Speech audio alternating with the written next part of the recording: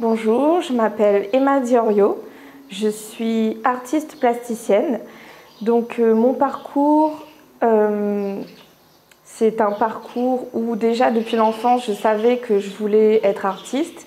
J'ai toujours été attirée par toutes les formes d'art. Donc je savais déjà que quand j'allais être plus grande, j'allais m'orienter vers cette voie. Lorsque j'ai fini le lycée, j'ai pas eu mon bac, mais ça m'a pas découragée. J'ai quand même trouvé le moyen de faire une équivalence pour atteindre l'école des Beaux-Arts. Donc j'ai fait 3 ans à l'école des Beaux-Arts du Port, à La Réunion. Là aussi, j'ai pas eu mon diplôme, mais ça m'a pas découragée non plus. J'ai continué à faire ce que j'avais à faire, à travailler dans des associations, à faire du bénévolat, etc. pour pouvoir ensuite m'abreuver, me solidifier dans mon parcours, dans ma pratique. Maintenant, j'ai 31 ans et on va dire que là, ça y est, je commence à voir les fruits de mon travail. Donc, je suis très contente. Voilà. Donc, mes privilèges. Le privilège que j'ai dans ma vie, c'est que je me sens quand même assez libre de faire ce que je veux, notamment d'être artiste, d'avoir choisi cette voie, de pouvoir décider de ce que j'ai envie de faire, de ce que j'aime, même si bien évidemment on est toujours un peu contraint des fois à faire des choses qu'on n'a pas forcément envie, parce que c'est comme ça fait partie de la vie.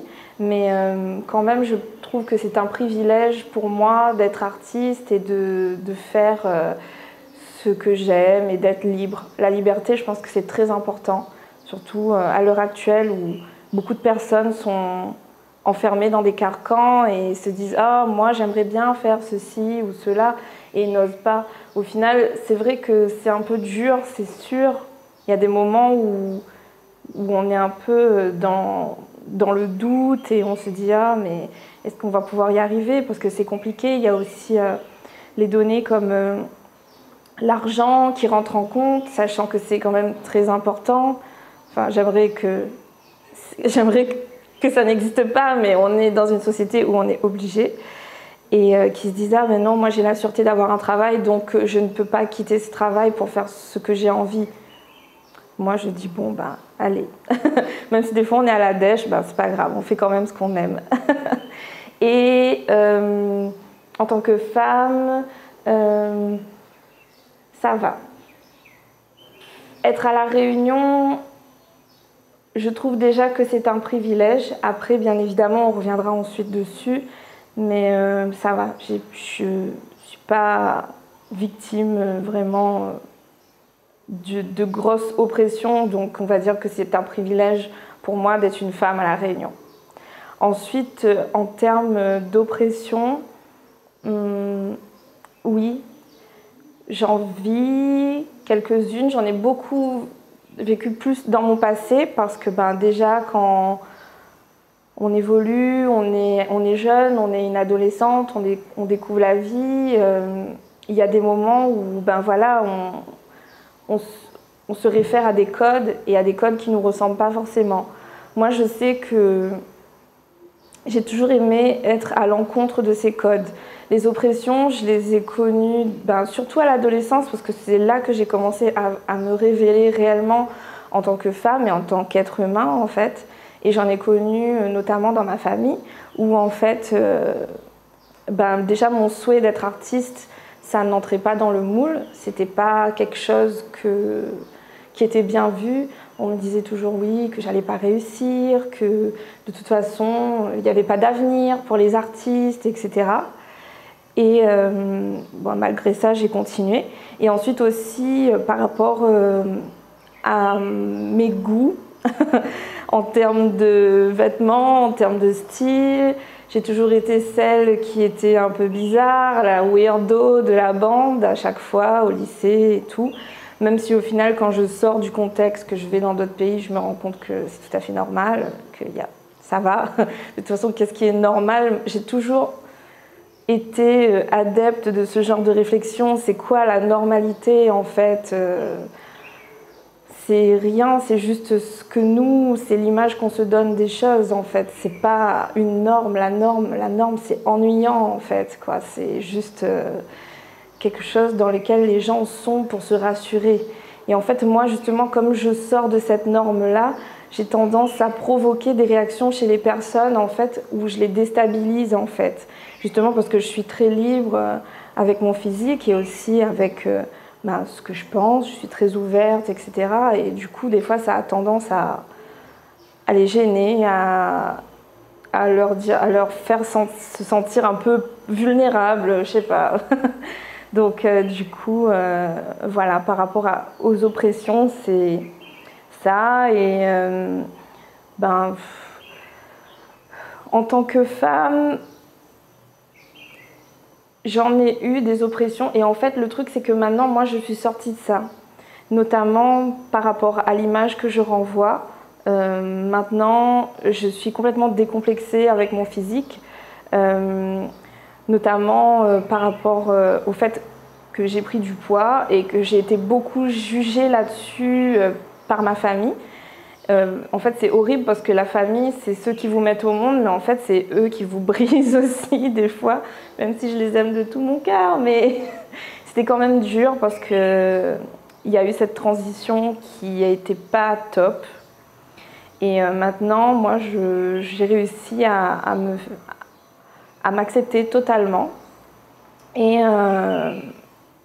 je m'aime comme je suis et j'aime tous les types de personnes. Je pense que c'est bête de juger les gens juste par leur physique, par leur apparence, parce que l'être humain a à offrir tellement plus que ça. Et si on abolissait justement tous ces jugements, je pense qu'on connaîtrait mieux les gens qui sont en face de nous et on aurait moins d'a priori pour les rencontrer.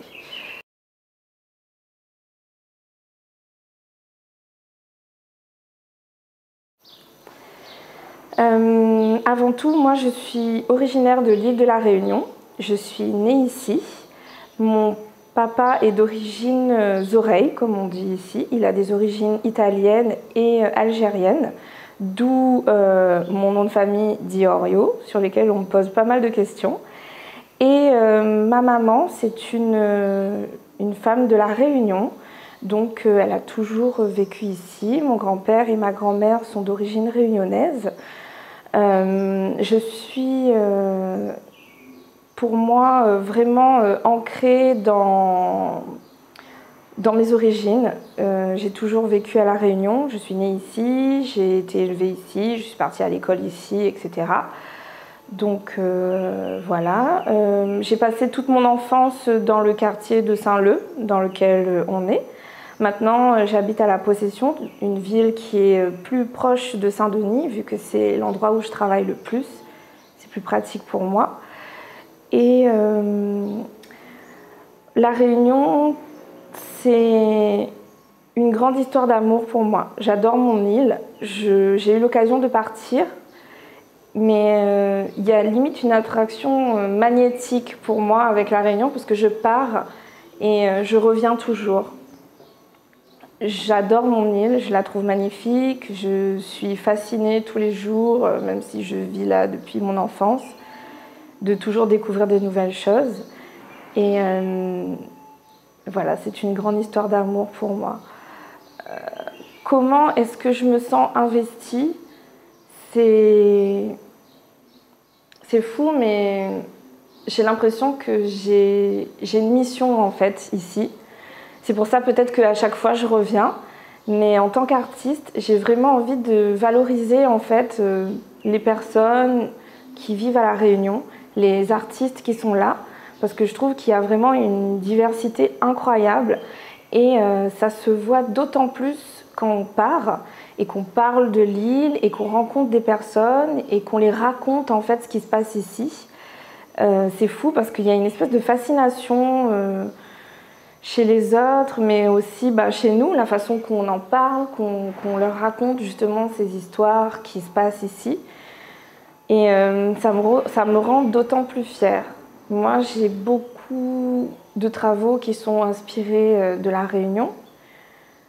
Notamment parce que je suis réunionnaise, les travaux viennent de moi, donc inévitablement je parle de la Réunion. Mais cette nature luxuriante, ces différents milieux qu'on peut rencontrer, qui passent de la savane, de la plaine volcanique ou de la jungle complètement tropicale, je trouve ça vraiment magnifique, fascinant. Et je me sens vraiment investie de cette mission de parler de la Réunion dans mes travaux et en fait de la faire voyager justement par le biais de ma créativité. Et aussi, être à La Réunion, c'est être connecté au monde parce que déjà, je vous parlais de mes origines. J'ai juste toute un peu la terre entière dans mon ADN en fait, quoi. Donc du coup, être réunionnaise, pour moi, c'est être vraiment connecté au monde parce que sur ce tout petit caillou, c'est un espèce de microcosme qui est rattaché en fait à toute la globalité de la Terre en fait. Et ça me fascine quand même pas mal. Donc voilà.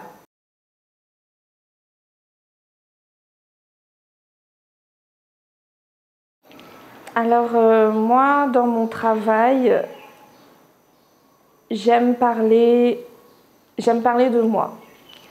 J'aime parler de moi, j'aime raconter mes sensations, raconter des anecdotes de mon quotidien, des inspirations qui me passent par la tête.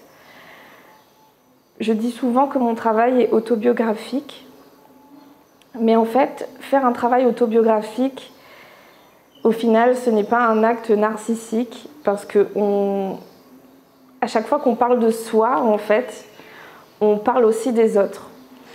Ça, je l'ai découvert récemment d'ailleurs dans un de mes derniers fanzines que j'ai fait, qui s'appelle Face to Face, où je ne fais que dessiner des visages de personnes, de garçons, de filles, etc., avec des petits messages, comme j'aime bien le faire.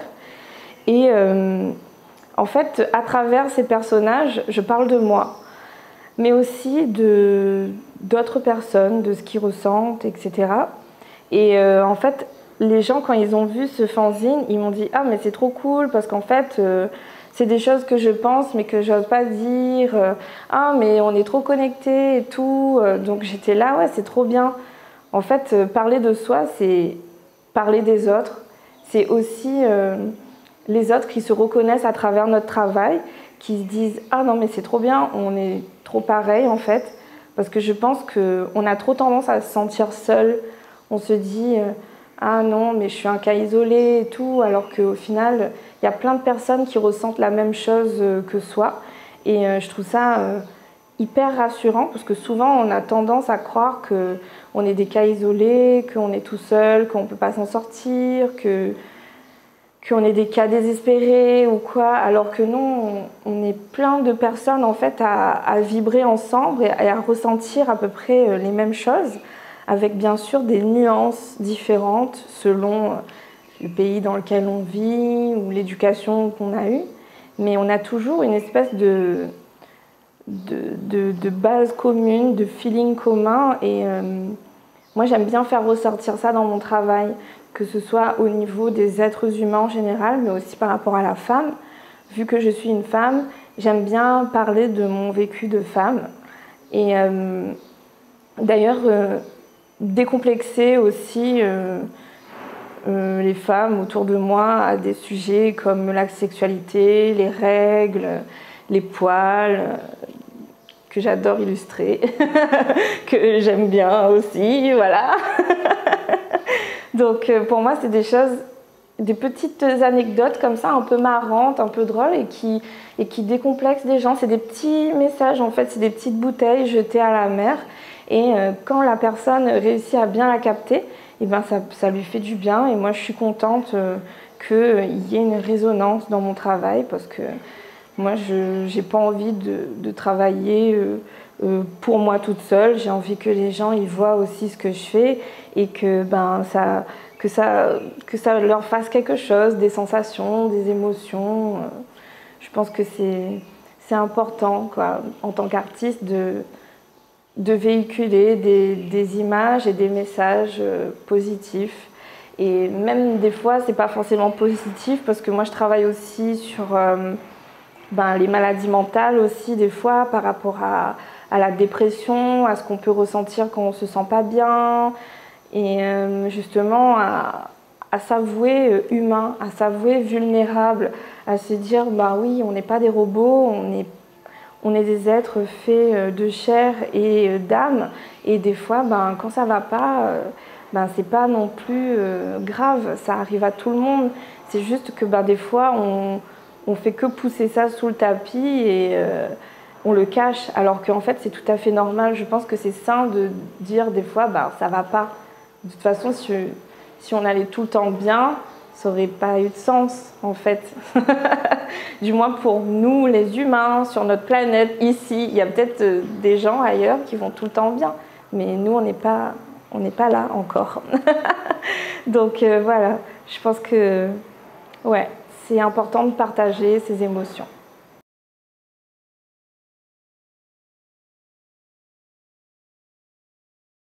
Mes engagements en termes d'artiste, dans mon parcours d'artiste, c'est de faire passer un message, comme je l'avais dit précédemment, de parler au plus grand nombre, en fait, que ce soit des femmes, des hommes, des jeunes, des moins jeunes. Et ça, justement, je l'intègre de plus en plus dans mon travail, sous forme de messages, mais aussi d'actions. J'ai l'occasion de travailler avec le jeune public. Donc moi, j'adore travailler avec les enfants parce que justement, c'est eux notre avenir et qu'ils ont un regard très intéressant sur les choses. Et moi, je me sens en fait responsable un peu de leur éducation, même si c'est juste des petits moments ponctuels où j'interviens avec eux. Mais à chaque fois, j'essaye vraiment de leur faire passer des messages positifs sur la tolérance, aussi sur justement cette liberté de créer, d'être soi-même, de ne pas forcément se référer justement à des codes qui nous enferment dans des cases, mais à être libre. Et moi, ça me touche beaucoup de faire ça, de pouvoir me dire que des fois, ils repenseront à ce que je leur ai dit et que ça sème un peu des petites graines comme ça, inconsciemment. Et aussi, en termes d'engagement en tant que femme, comme je vous l'avais dit, autour de moi, j'essaye vraiment d'être un vecteur, de discuter. D'ailleurs, récemment, j'ai fait une exposition qui s'appelle Total Vénus, où j'ai travaillé avec une couturière sur des chemises, en fait, où on a travaillé dessus, on a fait des dessins, elle a fait de la broderie, etc.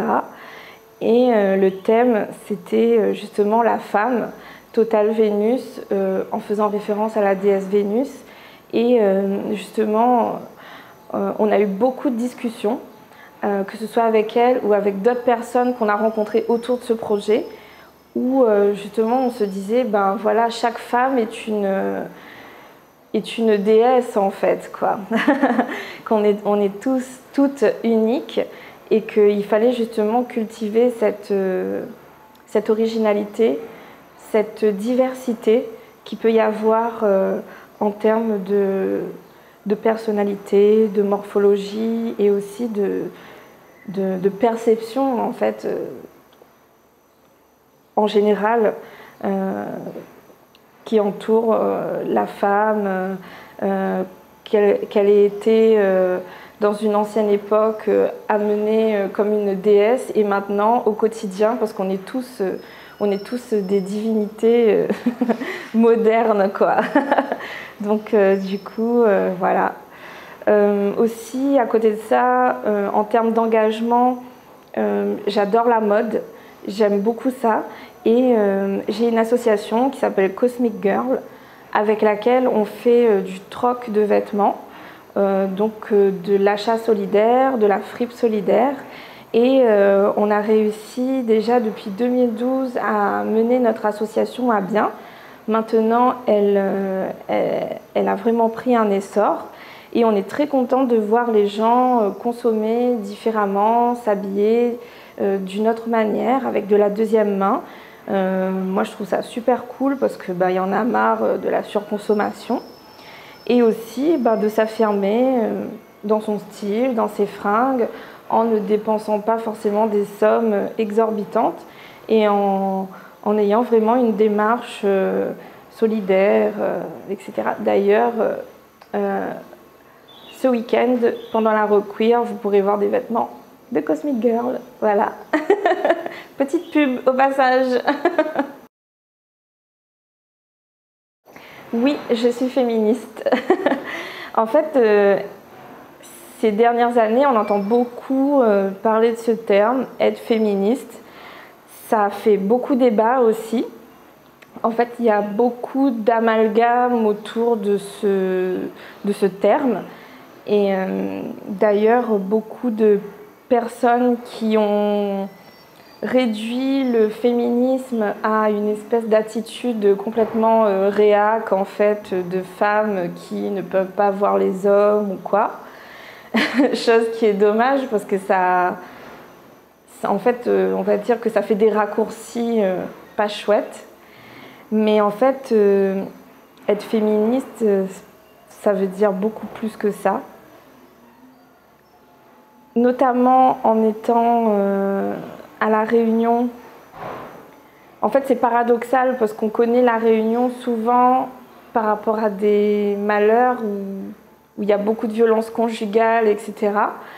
Mais moi, je peux vous dire que dans ma famille, les femmes, c'est toutes des féministes. Même si elles ne se définissent pas comme ça ou quoi, j'ai toujours vu, parce qu'on est beaucoup de femmes dans notre famille, moi je suis fille unique, mais ma mamie, elle a donné naissance à 3 femmes, donc ma maman, ma marraine et ma tati. Ma mère, elle m'a eu, ma tati, elle a eu 2 filles, et en fait il n'y a qu'un garçon dans la famille. Donc du coup on n'est que des filles. Donc le féminisme, moi je le vois très bien. Ma mamie, ça a toujours été une femme très forte, une battante. Ma mère, pareil. Je l'ai toujours vue se démener à fond. D'ailleurs, c'est la seule dans la famille qui a eu le cran de quitter son conjoint, donc mon père. Et ça a fait un peu jaser. Mais moi, franchement, je trouve ça chouette. Je pense que c'est important que les femmes... elles n'aient pas peur en fait de faire ce qu'elles veulent et que quand leur mariage ne les convient pas de quitter le conjoint. Et souvent ensuite ça jase autour, les gens sont là, ah oui, on l'a vu Formla, elle quitte son boug et tout, machin. Non, de toute façon les gens, il ne faut pas faire attention à eux parce que quoi que vous fassiez, ils vont toujours vous juger. Si vous restez avec votre mari et que vous n'êtes pas heureuse en mariage, que votre mari vous trompe, ça va parler sur votre dos. Si vous quittez votre mari, ça va être pas cool parce que voilà, on va vous dire non mais voilà, vous avez vu cette femme, en gros, on s'en fout. Et bref, du coup, oui, dans ma famille, les femmes sont féministes et moi, je suis d'autant plus féministe. Moi, ma définition du féminisme, c'est justement... la femme, elle est l'égale de l'homme, mais elle n'est pas contre l'homme. Elle travaille avec l'homme. C'est un tandem, c'est un duo, c'est le yin et le yang. C'est vraiment ces 2 éléments qui se complètent, qui vont ensemble avancer dans la même direction pour faire des choses beaucoup plus belles, beaucoup plus intéressantes et moi, toujours, ah moi je suis l'homme de la maison, j'ai mes responsabilités. Non, ça ne fonctionne pas comme ça. Pour moi, chaque personne a déjà en soi ce duo masculin-féminin. Il y a des filles, souvent justement c'est ça, hein, on dit ah non mais cette fille elle est masculine ou cet homme il est féminin, mais ce n'est pas forcément lié à leur sexualité. Une fille masculine n'est pas forcément lesbienne et un homme masculin n'est pas forcément gay. C'est une force que chacun a en soi et je pense qu'il est important justement de cultiver ça parce que justement on n'est pas tous définis dans des cases. Il y a eu beaucoup de clichés qui ont été forgés à travers les temps, de l'homme hyper musclé qui va rapporter à manger pour sa famille. Dans le temps d'avant, peut-être oui, mais maintenant c'est différent. Je pense qu'on a tous deux, hommes et femmes, le potentiel pour subvenir à ses besoins et à mener sa vie comme bon lui plaît. Pour moi, le féminisme, c'est ça. Le féminisme s'applique aux femmes et aux hommes. Tout simplement, on est des humains, donc il faut se comprendre, il faut s'accepter avec ses qualités et ses défauts, ses faiblesses et ses forces aussi. Et avoir des faiblesses, ça ne veut pas dire que « oh mon Dieu, il est faible, il est irrécupérable ». Non, on a tous des failles, on est tous, encore une fois, des êtres faits de chair et on est vulnérables. Oui, on est vulnérables et je pense que ça ferait du bien des fois à certains hommes ou même, je ne sais pas, certaines femmes, de se dire « bah oui, je suis vulnérable ». Je suis comme ça, des fois je pleure, des fois je déprime, des fois je suis pas bien et il y a toujours quelqu'un qui sera là pour dire ben non, ça va aller, moi aussi je suis comme ça, on est tous comme ça et ça fait encore une référence à ce que je disais avant, qu'on a tous une base commune et ça sert à rien de se rajouter des couches de difficultés alors que des fois c'est déjà assez dur comme ça, donc ce serait plus sympa de se serrer les coudes et de s'accepter les uns les autres que de se juger et de dire « ah non mais lui t'as vu comment il est » ou « elle, oh là là » et tout. Non, j'aime pas ça. Et d'ailleurs, depuis mon adolescence, j'ai toujours eu des amis de tout genre, de toute catégorie raciale, toute orientation sexuelle, etc. Et moi, je trouve ça vraiment... c'est un progrès de s'accepter au lieu de se juger. Je sais pas, c'est mieux. On s'ennuie moins, en fait. Et on se crée moins d'ennuis aussi. Donc voilà, je suis féministe.